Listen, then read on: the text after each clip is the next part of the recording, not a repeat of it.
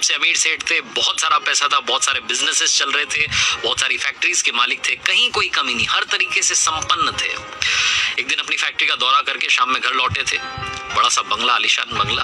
अंदर पहुंचे तो देखा कि घर वाले सारे लोग जो थे पूजा पाठ कर रहे थे, शाम की आरती चल रही थी।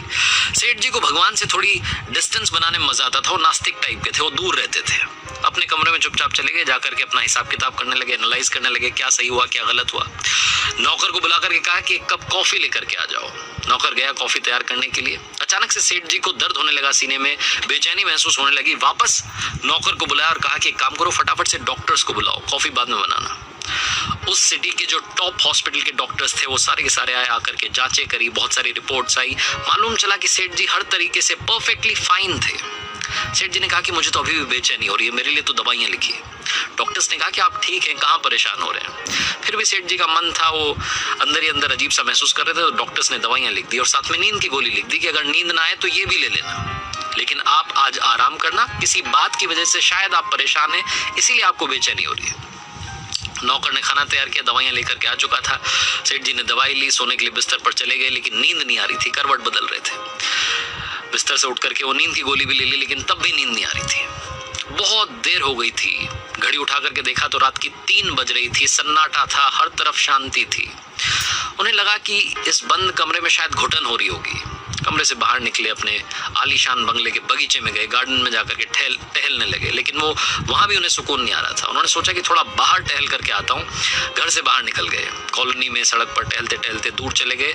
इतने ख्यालों में खोए हुए थे, फैमिली को लेकर के, बिजनेस को लेकर के, पता नहीं 50 बातें चल रही थी कि घर से कब दूर आ गए मालूम ही नहीं चला। सड़क किनारे एक चबूतरा था, वहां जाकर के बैठ गए, चप्पल नीचे उतार दी, आराम से बैठे थे। उसके बाद में अपने बचपन को याद करने लगे, उन दिनों को याद करने लगे जब स्ट्रगल किया करते थे, जब लाइफ में कुछ नहीं था।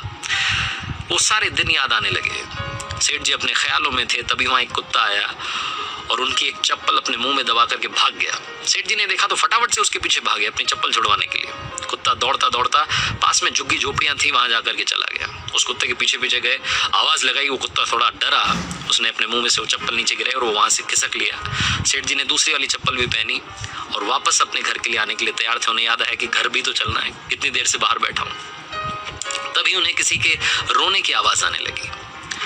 सेठ जी ने आसपास देखा तो एक झोपड़ी में से रोने की आवाज आ रही थी, एक महिला के रोने की आवाज आ रही थी।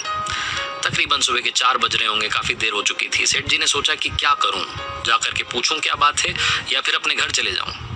उनके मन ने कहा कि घर चलते हैं, कहाँ फालतू के पंगे में पड़ना है, अपना काम करते हैं, अपन अपने काम से काम रखते हैं। सेठ जी घर की तरफ चलने के लिए आगे बढ़े, 4-5 कदम आगे बढ़ाए।